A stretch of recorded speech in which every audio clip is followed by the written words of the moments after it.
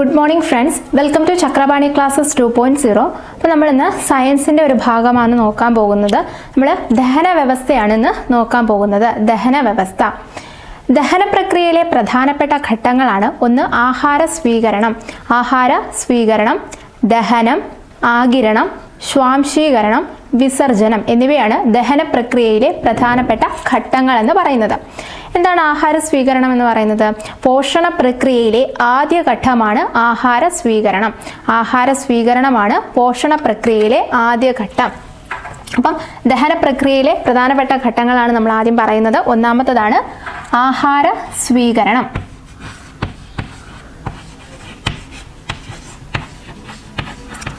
ആഹാര സ്വീകരണമാണ് പോഷണ പ്രക്രിയയിലെ ആദ്യ ഘട്ടം. രണ്ടാമത്തേതാണ് ദഹനം. രണ്ടാമത്തെ ഘട്ടമാണ് ദഹനം. എന്താണ് ദഹനം? സങ്കീർണമായ ആഹാര പദാർത്ഥങ്ങളെ ശരീരത്തിന് ആഗിരണ യോഗ്യമായ തലത്തിൽ ചെറു ഘടകങ്ങളാക്കി മാറ്റുന്ന പ്രക്രിയയാണ് ദഹനം എന്ന് പറയുന്നത്. അതായത് സങ്കീർണമായ ആഹാര പദാർത്ഥങ്ങളെ നമ്മളുടെ ശരീരത്തിന് ആഗിരണ യോഗ്യമായ രീതിയിൽ ലഘു ഘടകങ്ങളാക്കി മാറ്റുന്ന പ്രക്രിയയാണ് ദഹനം എന്ന് പറയുന്നത്. അപ്പം ഒന്നാമത്തെ ഘട്ടമാണ് ആഹാര സ്വീകരണം, രണ്ടാമത്തേത് ദഹനം. മൂന്നാമത്തേതാണ് ആഗിരണം.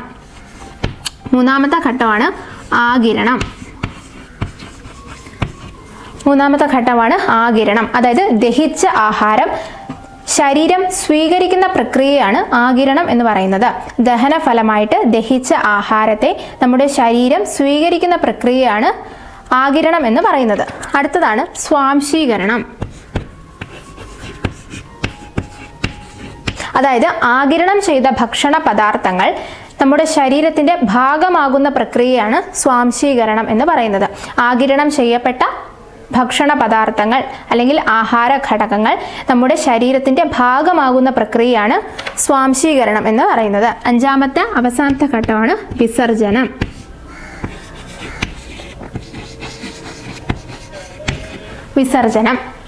ശാരീരിക പ്രവർത്തനങ്ങളുടെ ഫലമായി ഉണ്ടാകുന്നതും ശരീരത്തിന് ആവശ്യമില്ലാത്തതുമായ വസ്തുക്കളെ ശരീരം പുറന്തള്ളുന്ന പ്രക്രിയയാണ് വിസർജനം എന്ന് പറയുന്നത്. ശാരീരിക പ്രവർത്തനങ്ങളുടെ ഫലമായി ഉണ്ടാകുന്നതും ശരീരത്തിന് ആവശ്യമില്ലാത്തതുമായ വസ്തുക്കളെ ശരീരം പുറന്തള്ളുന്ന പ്രക്രിയയാണ് വിസർജനം എന്നറിയപ്പെടുന്നത്. അപ്പം ദഹന പ്രക്രിയയിലെ പ്രധാനപ്പെട്ട ഘട്ടങ്ങളാണ് പറഞ്ഞത്. ഒന്ന് ആഹാര സ്വീകരണം. പോഷണ പ്രക്രിയയിലെ ആദ്യ ഘട്ടമാണ് ആഹാര സ്വീകരണം. രണ്ടാമത്തേതാണ് ദഹനം. എന്താണ് ദഹനം? സങ്കീർണമായ ആഹാര പദാർത്ഥങ്ങളെ ശരീരത്തിന് ആഗിരണ യോഗ്യമായ തരത്തിൽ ലഘു ഘടകങ്ങളാക്കി മാറ്റുന്ന പ്രക്രിയയാണ് ദഹനം. മൂന്നാമത്തേതാണ് ആഗിരണം.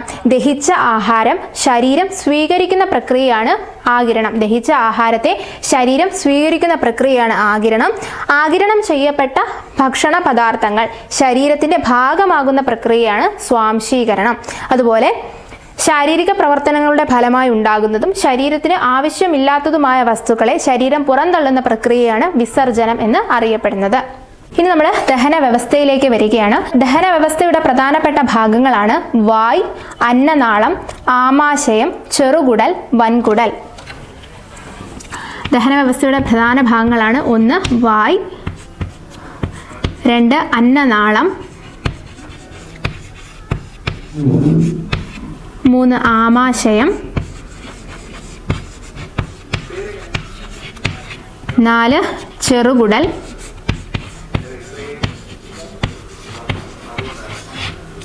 അഞ്ച് വൻകുടൽ.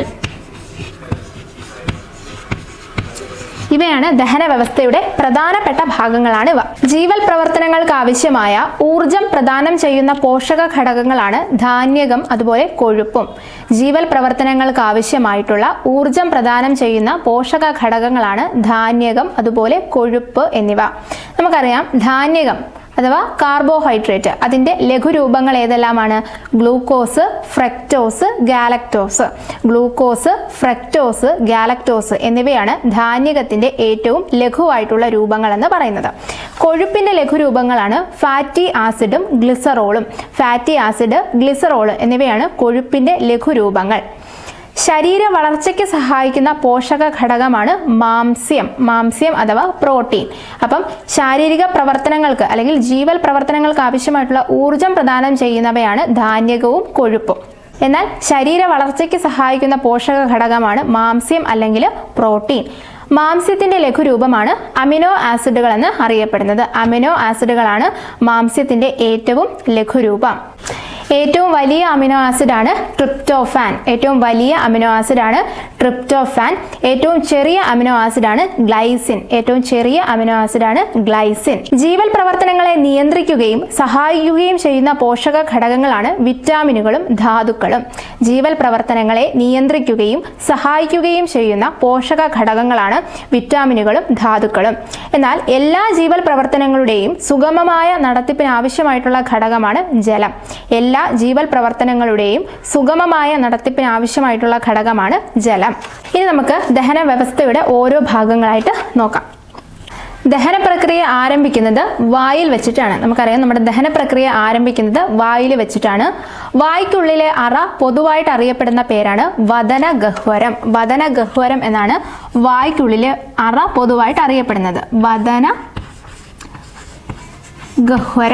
വദനഗഹ്വരം എന്നാണ് വായ്ക്കുള്ളിലെ അറ പൊതുവായിട്ട് അറിയപ്പെടുന്നത്. വായയുടെ മേൽത്തട്ട് അറിയപ്പെടുന്ന പേരാണ് പാലറ്റ്. വായയുടെ മേൽത്തട്ട് അറിയപ്പെടുന്ന പേരാണ് പാലറ്റ്. പല്ലുകളെ കുറിച്ചുള്ള പഠനം അറിയപ്പെടുന്ന പേരാണ് ഓഡന്റോളജി.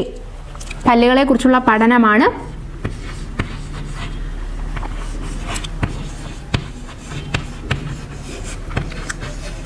ഓഡന്റോളജി എന്നറിയപ്പെടുന്നത്. പല്ലുകളെ കുറിച്ചുള്ള പഠനമാണ് ഓഡന്റോളജി എന്നറിയപ്പെടുന്നത്. ജനനശേഷം ആദ്യം മുളയ്ക്കുന്ന പല്ലുകളാണ് പാൽപ്പല്ലുകൾ. ജനനശേഷം ആദ്യം മുളയ്ക്കുന്ന പല്ലുകളാണ് പാൽപ്പല്ലുകൾ. പാൽപ്പല്ലുകളുടെ എണ്ണം എത്രയാണ്? 20 എണ്ണമാണ് ഉള്ളത്. പാൽപ്പല്ലുകൾ 20 എണ്ണമാണ്. ജനനശേഷം ആദ്യം മുളയ്ക്കുന്ന പല്ലുകളാണ് പാൽപ്പല്ലുകൾ. എന്നാൽ ഈ പാൽപ്പല്ലുകൾ കൊഴിഞ്ഞു പോയ ശേഷം മുളയ്ക്കുന്ന പല്ലുകളാണ് സ്ഥിരദന്തങ്ങൾ എന്നറിയപ്പെടുന്നത്.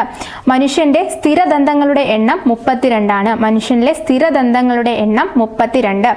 പ്രായപൂർത്തിയായ ശേഷം മുളയ്ക്കുന്ന 4 സ്ഥിരദന്തങ്ങൾ അറിയപ്പെടുന്ന പേരാണ് വിവേകദന്തങ്ങൾ. അപ്പം പ്രായപൂർത്തിയായ ശേഷം മുളയ്ക്കുന്ന 4 സ്ഥിരദന്തങ്ങൾ അറിയപ്പെടുന്ന പേരാണ് വിവേകദന്തങ്ങൾ. വിവേകദന്തങ്ങൾ അഥവാ വിസ്ഡം ടീത്ത് എന്ന് നമ്മൾ ഇംഗ്ലീഷിൽ പറയും. പല്ലുകൾ സ്ഥിതി ചെയ്യുന്നത് മോണയുടെ കുഴികളിലാണ്. പല്ലുകൾ സ്ഥിതി ചെയ്യുന്നത് മോണയുടെ കുഴികളിലാണ്.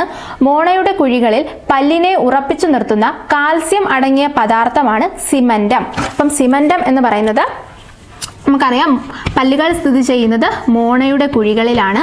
മോണയുടെ കുഴികളിൽ പല്ലിനെ ഉറപ്പിച്ചു നിർത്തുന്ന കാൽസ്യം അടങ്ങിയ പദാർത്ഥമാണ് സിമന്റം എന്ന് പറയുന്നത്. ഇനി മോണയുടെ ഏറ്റവും പുറമേ കാണാൻ കഴിയുന്ന പല്ലിന്റെ ഭാഗമാണ് ദന്തമകുടം. ദന്തമകുടം. മോണയുടെ ഏറ്റവും പുറമേ കാണാൻ കഴിയുന്ന പല്ലിന്റെ ഭാഗമാണ് ദന്തമകുടം എന്നറിയപ്പെടുന്നത്. എന്നാൽ മോണയോട് ചേർന്നുള്ള പല്ലിന്റെ ഭാഗമാണ് ദന്തഗളം. ദന്തഗളം. എന്നാൽ മോണയുടെ കുഴികളിൽ മറഞ്ഞിരിക്കുന്ന പല്ലിന്റെ ഭാഗമാണ് ദന്തമൂലം. ദന്തമൂലം. അപ്പൊ നമ്മൾ പല്ലിന്റെ 3 ഭാഗങ്ങളാണ് പറഞ്ഞത്. ഒന്ന് ദന്തമകുടം, അതായത് മോണയുടെ ഏറ്റവും പുറമേ കാണാൻ കഴിയുന്ന പല്ലിന്റെ ഭാഗമാണ് ദന്തമകുടം. ഈ മോണയോട് ചേർന്നുള്ള പല്ലിന്റെ ഭാഗമാണ് ദന്തഗളം. ഇനി മോണയുടെ കുഴികളിൽ മറഞ്ഞിരിക്കുന്ന പല്ലിന്റെ ഭാഗമാണ് ദന്തമൂലം. ദന്തമകുടത്തിന്റെ ഏറ്റവും പുറമേയുള്ള വെളുപ്പ് നിറത്തിലുള്ള കാഠിന്യമേറിയ നിർജീവമായ ഭാഗമാണ് ഇനാമൽ. ദന്തമകുടത്തിന്റെ ഏറ്റവും പുറമേ കാണപ്പെടുന്ന വെളുപ്പ് നിറത്തിലുള്ള കാഠിന്യമേറിയ നിർജീവമായ ഭാഗമാണ് ഇനാമൽ എന്ന് പറയുന്നത്. ഇനാമലിന്റെ പ്രത്യേകതകളാണ് വെളുപ്പ് നിറത്തിലുള്ളതാണ്, കാഠിന്യമേറിയതാണ്, നിർജീവമായ ഭാഗമാണ് ഇനാമൽ എന്നറിയപ്പെടുന്നത്. മനുഷ്യ ശരീരത്തിലെ ഏറ്റവും കടുപ്പമേറിയ ഭാഗമാണ് ഇനാമൽ.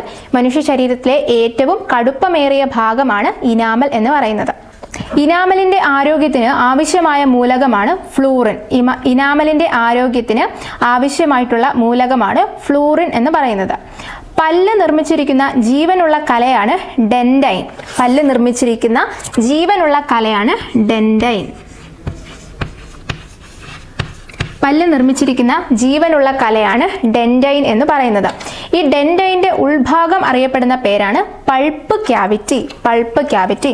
പല്ല് നിർമ്മിച്ചിരിക്കുന്ന ജീവനുള്ള കലയാണ് ഡെൻഡൈൻ എന്ന് പറയുന്നത്. ഡെൻഡൈന്റെ ഉൾഭാഗം അറിയപ്പെടുന്ന പേരാണ് പൾപ്പ് ക്യാവിറ്റി. Pulp cavity.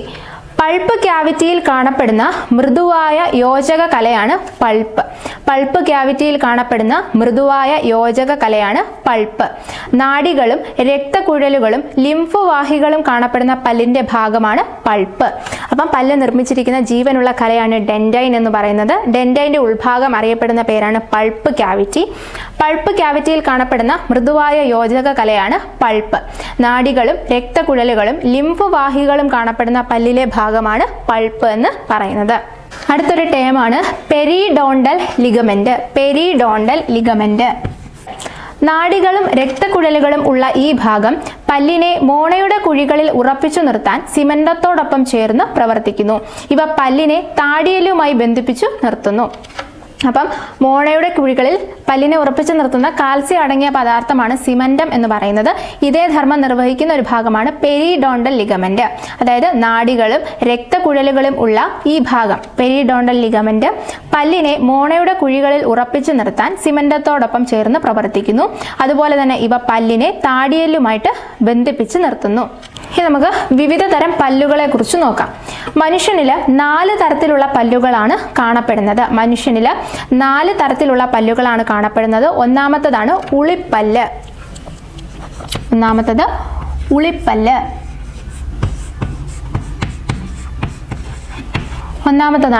ഉളിപ്പല്ല്. വായുടെ മുൻഭാഗത്തുള്ള 8 പല്ലുകളാണ് ഉളിപ്പല്ലുകൾ എന്നറിയപ്പെടുന്നത്. അതായത് മുകളിലും താഴെയുമായിട്ട് 4 എണ്ണം വീതം. വായയുടെ മുൻഭാഗത്തുള്ള 8 പല്ലുകളെയാണ് ഉളിപ്പല്ലുകൾ എന്നറിയപ്പെടുന്നത്. മുകളിലും താഴെയുമായിട്ട് 4 എണ്ണം വീതമാണ് കാണപ്പെടുന്നത്. ആഹാര പദാർത്ഥങ്ങൾ കടിച്ചു മുറിക്കുന്നതിന് സഹായിക്കുന്ന പല്ലുകളാണ് ഉളിപ്പല്ലുകൾ അഥവാ ഇൻസിസേഴ്സ് എന്ന് ഇംഗ്ലീഷിൽ പറയും. അപ്പം ആഹാര പദാർത്ഥങ്ങൾ കടിച്ചു മുറിക്കുന്നതിന് സഹായിക്കുന്ന പല്ലുകളാണ് ഉളിപ്പല്ലുകൾ. വായയുടെ മുൻഭാഗത്ത് കാണപ്പെടുന്ന 8 പല്ലുകളാണ് നമ്മൾ ഉളിപ്പല്ലുകളായിട്ട് കണക്കാക്കുന്നത്. രണ്ടാമത്തതാണ് കോമ്പല്ല്.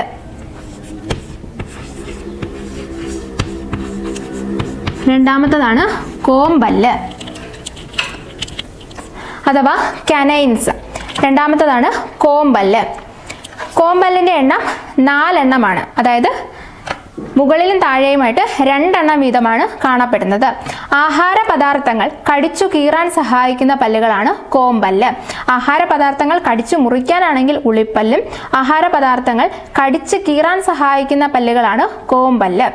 ഏറ്റവും മൂർച്ചയേറിയതും കൂർത്തതും നീളം കൂടിയതുമായ പല്ലുകളാണ് കോമ്പല്ലുകൾ. ഏറ്റവും മൂർച്ചയേറിയതും കൂർത്തതും നീളം കൂടിയതുമായ പല്ലുകളാണ് കോമ്പല്ലുകൾ.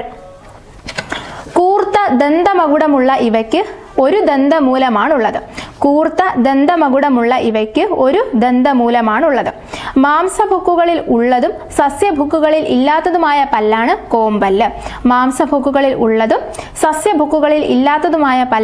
കോമ്പല്ല്. മൂന്നാമത്തതാണ് അഗ്രചർവണകം.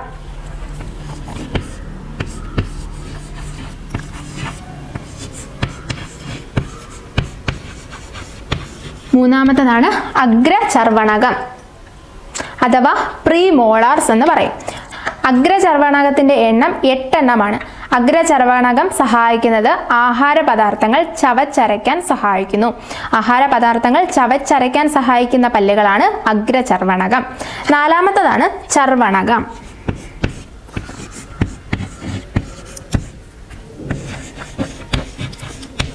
നാലാമത്തെ ടൈപ്പ് പല്ലാണ് ചർവണകം.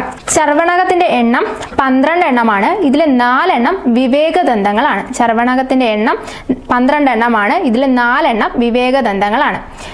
ഇവയും ആഹാര പദാർത്ഥങ്ങൾ ചവച്ചരയ്ക്കാനാണ് സഹായിക്കുന്നത്. അഗ്രചർവണകവും ചർവണകവും ആഹാര പദാർത്ഥങ്ങൾ ചവച്ചരയ്ക്കാനാണ് സഹായിക്കുന്നത്. ചർവണകത്തിന് പരന്ന ദന്തമകുടവും 2 ദന്തമൂലങ്ങളും ഉണ്ട്. ഏറ്റവും വലിയ പല്ലുകളാണ് ചർവണകം എന്ന് അറിയപ്പെടുന്നത്. അപ്പോൾ നമ്മൾ വിവിധ തരം പല്ലുകളാണ് പറഞ്ഞത്. ഒന്ന് ഉളിപ്പല്ല്.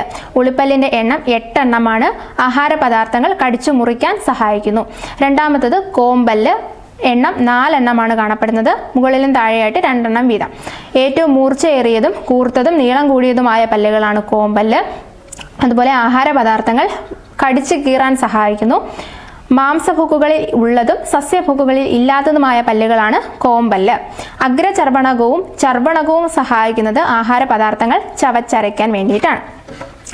ഇനി മനുഷ്യനിലെ ദന്ത ഫോർമുലയാണ് 2/2, 1/1, 2/2, 3/3. മനുഷ്യനിലെ ദന്ത ഫോർമുല.